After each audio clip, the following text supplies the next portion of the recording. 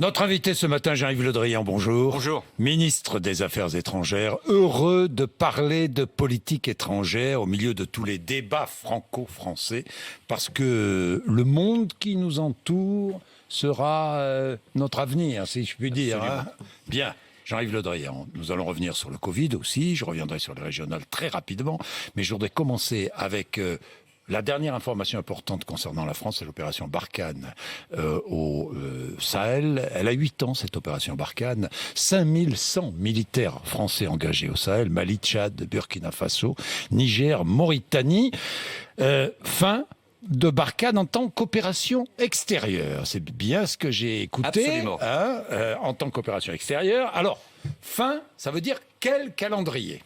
Fin, ça veut dire fin d'un type d'opération. D'un type d'opération. Et ça veut dire que nous transformons notre action au Sahel, mais nous restons au Sahel. Nous restons dans le combat contre le terrorisme. Mais nous allons le faire autrement, dans un calendrier qui va être décidé progressivement après consultation avec nos partenaires, que ce soit nos partenaires du G5 Sahel, que ce soit nos partenaires européens. Mais le combat continue différemment. Pourquoi ? Parce que la menace est différente. Il y a déjà eu d'ailleurs auparavant l'opération Serval. Oui. Que nous avons transformé en opération Barkhane. Oui. Parce que géographiquement ça avait bougé, parce que les actions des groupes terroristes étaient différentes. Et aujourd'hui, nous estimons qu'il faut bouger notre modèle dans 2 directions. D'abord, en sahélisant davantage, en européanisant davantage et en internationalisant davantage, d'une part. Je vais y revenir. Et puis d'autre part, en faisant en sorte que nous renforcions la dynamique antiterroriste de l'action militaire dans le cadre de ce qu'on appelle l'opération Takuba avec les Européens. C'est deux directions différentes. C'est différent. C'est différent. Alors, donc c'est plus Barkhane, donc il y a moins d'emprise, mais peut-être plus de muscles si vous voulez. Bon, alors, comprenons. Dans un an, combien de soldats français ? 5100 aujourd'hui, il y en aura combien ? On verra. 3005. On va discuter avec 3005, nos partenaires. dit-on ? Je n'ai pas les chiffres. 3005 non, mais apparemment. parce que les chiffres ne sont pas figés. Bon, on et va 2005 discuter, en 2023. On va discuter nous verrons sur si le je modèle. me trompe. On verra si vous vous trompez. Mais ça veut dire aussi que nous ne sommes pas seuls. Il y aura moins de soldats français. Il y aura moins de soldats français, plus de soldats européens. Et plus de soldats européens. Donc, coalition européenne. Coalition internationale, plus qu'européenne, parce qu'il y a la coalition pour le Sahel, ça regroupe 60 partenaires aujourd'hui, y compris des partenaires comme le Japon, y compris les États-Unis, y compris les Émirats arabes unis, qui apportent leur contribution et qui soutiennent politiquement l'opération. Et puis il y a les acteurs directs, où il y a désormais beaucoup d'Européens. Qui nous aurait dit, il y a encore 8 ans, au moment où on lançait l'opération Serval, c'était moi qui étais à ce moment-là ministre de la Défense sous l'autorité de François Hollande, que là aujourd'hui, des forces estoniennes, des forces suédoises, des forces danoises, des forces tchèques sont sur le terrain avec nous pour combattre le terrorisme. Parce que les Européens ont compris qu'il y avait là un risque pour leur sécurité. Et le contribuable français ne sera pas le seul à payer en plus. Oui, puis la sécurité européenne, elle est l'affaire de tous. Et donc c'est à chacun d'assurer la sécurité. Donc c'est une nouvelle donne, c'est une nouvelle orientation, c'est un nouveau modèle qui a comme objectif essentiel de lutter contre le terrorisme et d'accompagner les forces de ces pays-là à se structurer, à se moderniser, à se muscler, à être plus performantes dans le cadre de ce qu'on appelle la force conjointe du Sahel. Et nous garderons des commandos d'élite. Des forces spéciales. Des forces spéciales. Mais il y a, si vous permettez, juste un point concernant les risques et les menaces dans la région. Je suis très soucieux des déstabilisations dans les pays du Golfe de Guinée. On n'en parle pas beaucoup. Mais la porosité terroriste, en particulier en passant par le Burkina Faso, aujourd'hui est en train de toucher le nord de ces pays, que ce soit la Côte d'Ivoire, que ce soit le Togo, que ce soit le Bénin, que ce soit le Ghana. Il y a là des risques et nous agissons beaucoup en ce moment pour que ces pays-là aussi s'organisent pour assurer la sécurité de leurs propres frontières et éviter que le terrorisme se répande dans ces territoires. Et puis, il y a un autre acteur dans la région maintenant, c'est la Russie. Est-ce que la Russie est en train de nous défier au Sahel, franchement ? Je ne le pense pas. Avec les mercenaires. Ils sont pas au Sahel, les mercenaires. Oui, ils sont en République centrafricaine. C'est pas la même chose. Oui, mais ils agissent aussi, commencent à agir aussi, vous le savez bien, dans de nombreux pays, Soudan, Angola, Guinée, Mozambique, Afrique du Sud, ça c'est plus au sud, Congo. Vous savez bien qu'ils sont présents partout. Je suis plus modéré que vous dans l'appréciation. Par contre, je suis très ferme dans cette appréciation concernant la République centrafricaine. où finalement, par les mercenaires russes, il y a une forme de captation de pouvoir, et en particulier de captation de pouvoir militaire dans ce pays, ce que nous combattons et ce qui nous a amené à prendre des mesures de retrait d'un certain nombre de nos personnels militaires en République centrafricaine. C'est une inquiétude qui est partagée. Au Mali, je ne l'ai honnêtement. Non. Le chef de la junte honnêtement, c'est pas parce qu'il a été formé. Est-ce qu'il est proche de Moscou? C'est pas parce qu'il a été formé. Certains ont été formés à Moscou, qui sont aujourd'hui alignés sur Moscou. Non, je ne crois pas que ce soit un danger. Il faut être précautionneux. Il faut être précautionneux en particulier dans les actions que peuvent mener certains groupes, ces réclamants de la Russie sur les médias sociaux. Mais pour l'instant, je ne crois pas qu'il y ait là une grande pénétration. Ce qui est certain, dans l'ensemble du Sahel, c'est que les pays membres du G5 Sahel en particulier, ce qu'on appelle aussi la CEDEAO, c'est le regroupement des pays de l'Afrique de l'Ouest, sont extrêmement vigilants sur leur volonté de souveraineté et sur les précautions qu'ils prennent à l'égard de tiers. Je suis frappé par la présence de ces milices sur le terrain. Mais c'est en Centrafrique. Oui, en Centrafrique, mais dans le monde. Plus globalement, milices américaines, milices russes.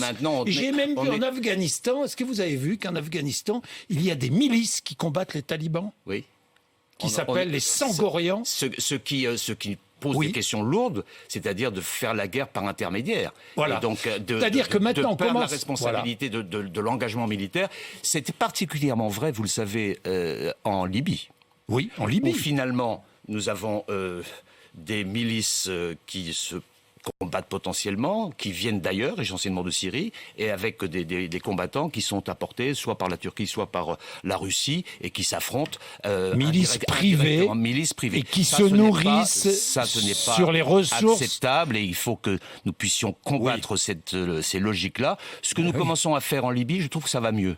En Libye. Des milices qui se nourrissent des richesses du pays, dans lesquelles elles sont. Qui se payent sur la bête, si on peut prendre une expression triviale. C'est une autre façon de faire la guerre.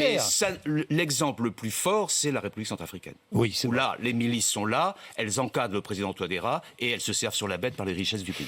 Alors, est-ce que le renforcement militaire russe vous inquiète? Ce qui m'inquiète le plus, c'est le fait que, depuis maintenant quelques mois, quelques années, depuis peu de temps néanmoins, il n'y a plus d'architecture respectée par les uns et par les autres de la maîtrise des armements. Pendant les années 80, il y a eu beaucoup d'accords qui ont été passés entre la Russie et les États-Unis, essentiellement, sur la maîtrise des armes nucléaires stratégiques. C'est les accords qu'on appelle les accords START. Oui. On essaie de modérer de part et d'autre le nombre d'ogives. Il y avait un accord sur les forces nucléaires intermédiaires, c'est-à-dire les forces nucléaires qui pouvaient taper en Europe, chez nous. Rappelez-vous l'affaire des euromissiles, c'était la suite. Il y avait eu un accord pour empêcher cela.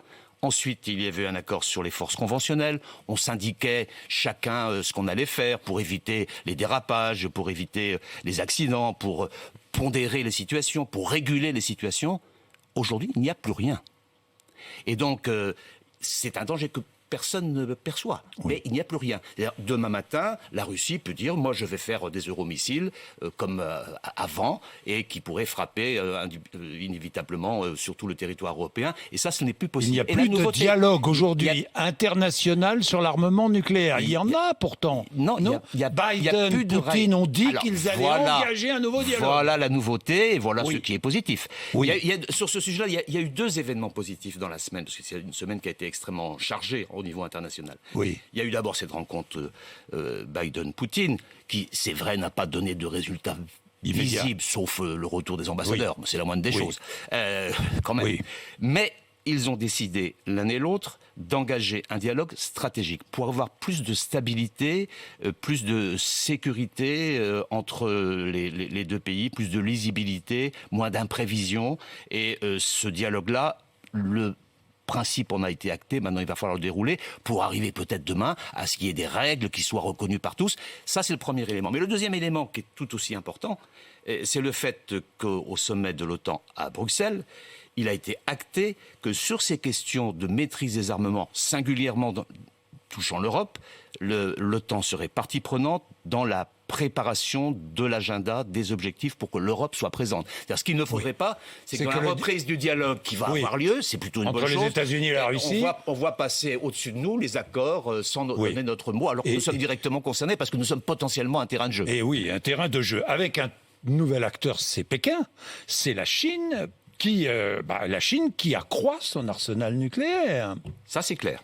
C'est clair. La Chine accroît son arsenal nucléaire, la Chine se réarme, la Chine développe l'ensemble de ses panoplies, et c'est une préoccupation réelle. Mais ce n'est pas de la compétence de l'Alliance Atlantique. C'est ailleurs. Il y a d'autres acteurs, et la Chine se développe aussi commercialement, technologiquement. C'est une puissance très, très forte et qui s'affirme de jour en jour. Alors, il faut à l'égard de la Chine avoir une posture diversifiée, me semble-t-il. La Chine, ce n'est pas l'ennemi du G7. La Chine, c'est trois choses en même temps. C'est l'ennemi de Biden. C'est trois choses en même temps. C'est pour ça qu'il faut essayer d'avoir une appréciation relativement pondérée de ces trois éléments. D'abord, c'est un partenaire. On ne pourra pas faire l'accord sur le climat sans la Chine. On ne pourra pas engager une vraie réforme de l'Organisation mondiale de la santé sans la Chine. On ne pourra pas agir sur la préservation de la biodiversité sans la Chine. C'est un partenaire. Et, il faut jouer avec elle, il faut jouer avec ce pays sur ces points-là. Et par ailleurs, c'est un compétiteur économique, technologique, avec lequel il faut compter, et marquer nos points, à condition que, c'est le sujet important des discussions que nous avons avec eux, qu'ils respectent les règles de l'Organisation mondiale du commerce dont ils font partie. Donc il y a sans arrêt des discussions sur ce point, une compétition. Et puis c'est un adversaire. Parce que la Chine développe un modèle politique qui n'est pas le nôtre. Un modèle qui refuse la démocratie, qui refuse les règles de droit. Voyez par exemple ce qui se passe auprès des Ouïghours. Et là, à cet égard-là, nous sommes dans l'opposition, dans l'hostilité. Alors il faut jouer la fois sur les trois. Les États-Unis mettent plus le curseur sur le dernier point. Oui. Et nous mettons le curseur sur les trois. Exigeants sur le dernier point, ferme. Quand il le faut, nous avons pris des sanctions, les Européens, contre la Chine. La première fois depuis Tiananmen. Des sanctions qui n'ont pas plu beaucoup. En particulier, sanctions en raison du comportement de la Chine à l'égard des Ouïghours. Il faut le faire et en même temps travailler avec la Chine pour les objectifs mondiaux, pour les biens communs mondiaux, pour le faire partager. Nous sommes dans cette... Jean-Yves Le Drian, nous parlons de la Chine. Je vais revenir sur le sommet de l'OTAN. Je vais revenir sur la Russie. Tiens, si j'en parlais un peu encore de la Russie, la diplomatie avec Poutine, sanctions de l'Occident, franchement, ça n'a pas l'air d'avoir beaucoup d'efficacité. Hein. C'est le moins qu'on puisse dire. Je suis pas d'accord avec vous. Vous n'êtes pas d'accord avec moi. Pourtant, sans sourciller, Poutine développe sa story. Il est beaucoup moins hésitant qu'il y a 4 ou 5 ans et il fait à peu près ce qu'il veut. Et nos sanctions, il s'en moque.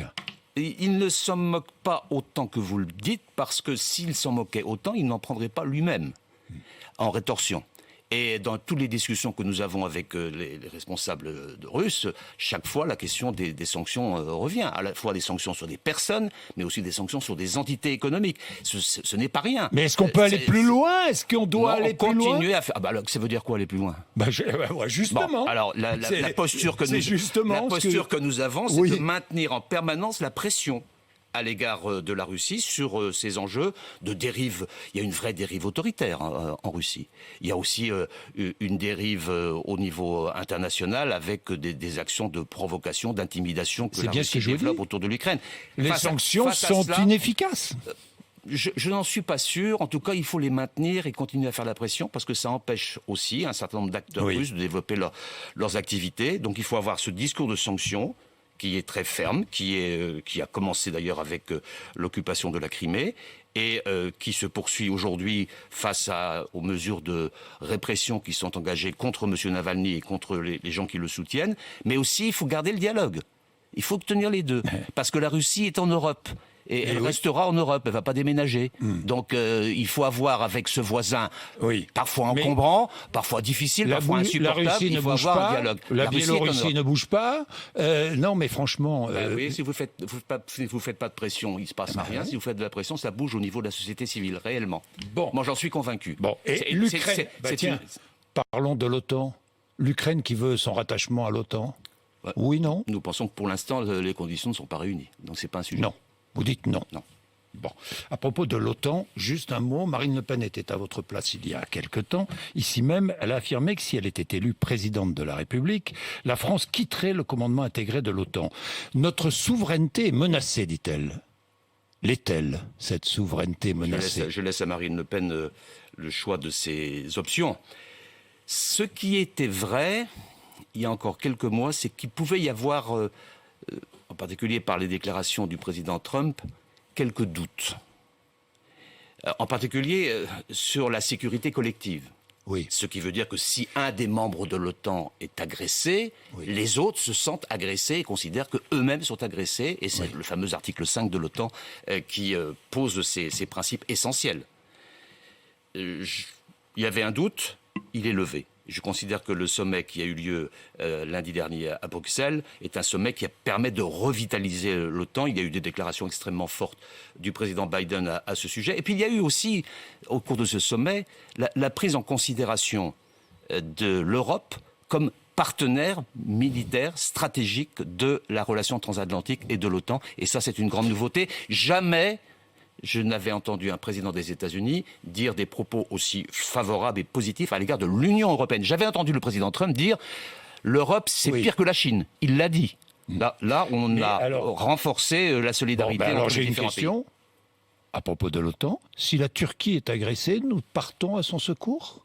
Si elle est agressée dans son intégrité, oui, mais ça doit être réciproque. Et donc, il y a eu sur ce sujet une mise au point qui me paraît très opportune, qui avait été d'ailleurs demandée et initiée par le président Macron il y a maintenant 2 ans, lorsqu'il avait fait un article un peu célèbre dans The Economist, où il avait demandé à ce qu'on clarifie les situations. Nous avons clarifié, y compris à l'égard de la Turquie, puisqu'il est dit dans les conclusions du sommet de Bruxelles de lundi que les engagements sur les fondamentaux démocratiques, sur le respect du droit, doivent être tenus par l'ensemble des partenaires, et que si d'aventure il y avait entre partenaires quelques interrogations de rivalité militaire potentielle ou de remise en cause de certains intérêts de pays membres par d'autres pays membres, à ce moment-là, il fallait qu'on en parle entre nous pour clarifier les situations. C'est une grande nouveauté, je trouve que c'est un pas en avant. Oui, Erdogan a trouvé que Emmanuel Macron avait retrouvé sa santé mentale. Non, je pense qu'on ne peut pas dire ça comme ça. Je pense que j'ai pu assister à une partie des entretiens entre le président Erdogan et le président Macron. Bon, c'était une nouveauté, ça faisait longtemps que ce n'était pas arrivé. D'abord, on peut considérer qu'il y a une espèce de cessez-le-feu verbal. Oui. Bon, c'est déjà pas mal. Mais c'est pas suffisant. Nous rentrons dans une phase de convalescence dans notre relation avec la Turquie, parce que le cessez-le-feu verbal, ça ne veut pas dire des actes, et nous attendons de la Turquie des actes sur des sujets sensibles, que ce soit sur la Méditerranée orientale, que ce soit surtout sur la Libye et sur la Syrie. Et là, il y a eu un peu d'ouverture. Nous allons commencer à travailler avec les Turcs sur la question libyenne, en particulier sur les milices, parce qu'ils sont quand même des adeptes de la diffusion des milices en Libye, et sur la Syrie, où nous avons parfois des intérêts contradictoires, mais parfois des intérêts partagés, et nous allons commencer à travailler là-dessus. Ça ne suffit pas. Il y a la question de la Méditerranée orientale, de la relation avec Chypre. Tout cela est devant nous. On va voir si le président Erdogan a changé plus que dans les mots, s'il a changé dans les actes. Peut-être que ça sera au rendez-vous. En tout cas, il vaut mieux que ce soit dans une situation pacifiée que dans une situation d'affrontement. Jean-Yves Le Drian, est-ce que certaines infrastructures stratégiques françaises ont été ciblées par les hackers russes ces derniers temps ? Moi, c'est des sujets sur lesquels je ne m'exprime jamais publiquement. Mais vous en avez parlé. Ça peut arriver. On a de la part de la Russie des volontés intrusives qui ne sont pas acceptables. C'est vrai pour nous et c'est vrai aussi pour d'autres. Et je sais que là, ils ont peut-être pas tout à fait les moyens techniques de le faire. Mais je sais que ça fait partie aussi des discussions qu'ont eu les 2 présidents Biden et Poutine, et que ça fait partie aussi des sujets de notre propre sécurité. Les sujets que j'évoquais en commençant. La cybersécurité en fait partie, évidemment. Il faut qu'il y ait là aussi de la stabilité, de la lisibilité pour éviter les accidents et les perturbations qui pourraient nous mener loin. La cyber, c'est une arme. Je ne vous parlerai pas des régionales parce que, on n'a pas trop le droit. Nous sommes dans une période difficile. Enfin, il faudra accord entre les deux tours, j'imagine. Hein. Je le souhaite. Bon, d'accord. Jean-Yves, enfin, il faudra si vous voulez gagner. Jean-Yves Le Drian, un mot quand même sur le Covid. Le 1er juillet, donc on va pouvoir voyager en Europe avec un pass sanitaire. Oui. Hein. La réouverture des frontières françaises, depuis hier, les touristes américains peuvent venir en France, qu'ils soient vaccinés ou pas. Hein, il suffit d'un test PCR de moins de 72 heures. Est-ce que la réciprocité est vraie ? Pas tout à fait. Alors ? Mais, que voulez-vous ? Est-ce qu'il faut fermer nos frontières à des touristes américains qui vont peut-être contribuer à redonner un peu de peps aux hôtels et aux commerces parisiens en particulier, mais aussi ailleurs ? Non, nous avons pensé qu'au niveau européen, à partir du moment où ce pays, les États-Unis, était considéré comme vert, c'est-à-dire ayant mis en place un dispositif de vaccination suffisamment efficace pour éviter que la pandémie présente des risques, nous l'acceptons. Nous souhaitons qu'il fasse de même. Je vais voir M. Blinken, mon collègue américain, dans quelques jours. Et je vais me rendre moi-même aux États-Unis quelques jours après. Nous en parlerons. Vous obtiendrez le feu vert ? J'espère. On va dire, nous avons agi, agissez de votre côté. On a classé, vous savez, les pays en zone, en pays verts, orange et rouge. Les pays verts, maintenant, ils sont reconnus comme ayant l'immunité, et donc il faut qu'on puisse jouer avec cela et faire en sorte que la réciprocité soit au rendez-vous. Merci Jean-Yves Le Drian d'être venu nous voir ce matin, ministre des Affaires étrangères sur RMC BFM TV 8h54.